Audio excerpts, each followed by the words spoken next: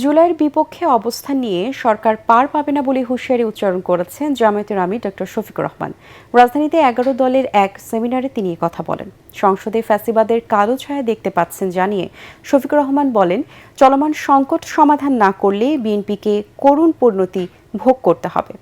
কারো জমিদারি সহ্য করা হবে না বলেও জানান তিনি।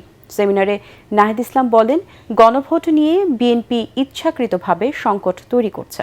বিস্তারিত জানাচ্ছেন ইয়াসিন রানা। রাজধানীর ইনস্টিটিউট অফ ডিপ্লোমা ইঞ্জিনিয়ার্সে গণভোটের রায়ের বিরুদ্ধে সরকার সংকটের মুখোমুখি দেশ শীর্ষক জাতীয় সেমিনার আয়োজন করে জামাত নেতৃত্বাধীন 11 দলীয় ঐক্য। সেমিনারে বিভিন্ন দলের নেতারা বলেন, বিএনপি গণভোটের রায় নিয়ে ছলচাতুরি করছে। শেখ হাসিনার ওপর থাকা পুরনো ভূত এখন বিএনপির ঘাড়ে উঠেছে।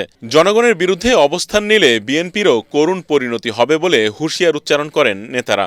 সকল রাজনীতিবিদের প্রতি আহ্বান জানাবো যে আপনারা কোন রকম কুতর্ক তৈরি না করে গণভোটের যে জনগণের যে ইচ্ছা প্রতিফলিত হয়েছে সেই ইচ্ছা মেনে নিন। আপনার আইনমন্ত্রী, আপনার চিফ হুইপ যারা কথা বলছেন, হাতে যদি ভোট দিয়ে থাকেন তার অর্থ হলো আপনি সমস্ত সংস্কারকে মেনে নিয়েছেন। আর তা যদি না হয় তাহলে আরেকটা পথ আছে, পার্লামেন্টে আপনাকে এসে বলতে হবে যে না, আমি হাতে ভোট দেইনি। আমরা কি বসে রাখবো, আঙ্গুল চুষবো?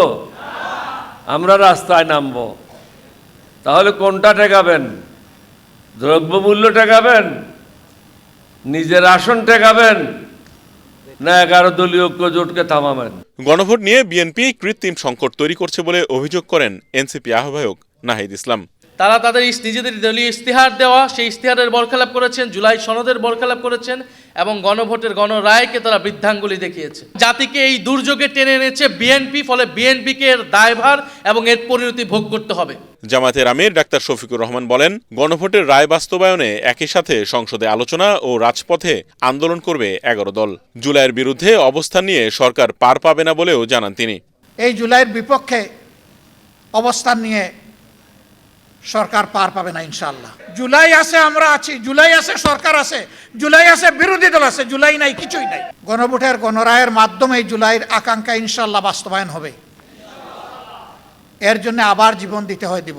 জামায়াতের আমির বলেন, সংসদে অনেক এমপি শেখ হাসিনার আমলের মতো তুচ্ছ তাচ্ছিল্য করে বক্তব্য দেন। পারিবারিক রাজতন্ত্র ভেঙে দেওয়া হবে বলেও জানান তিনি। আগে ওই সংসদে দাঁড়িয়েই আজকে যারা সরকারি দলের গ্যালারিতে বসেছেন তাদেরকে তুচ্ছ তাচ্ছিল্য করে যেভাবে কথা বলা হতো, আজকে 2-1 আমাদেরকে লক্ষ্য করে সেই রকম কথা বলা শুরু করেছেন। আমরা তাদেরকে বলি, জিহ্বা সংযত করুন। অতীতে যারাই আচরণ করেছে তাদের পরিণতি চোখের সামনেই দেখতে পাচ্ছেন। মনে রাখবেন, অপকর্ম করলে আগেরটার চাইতে পরের পরিণতি আরো ভয়ঙ্কর হয়। এ সময় ব্যাংকগুলোকে দলীয়করণ না করতে সরকারকে হুঁশিয়ার করেন জামায়াতের আমির। সারা দেশে এখন আন্দোলন চলছে, শুরু হবে কি, শুরু তো হয়েই গেছে।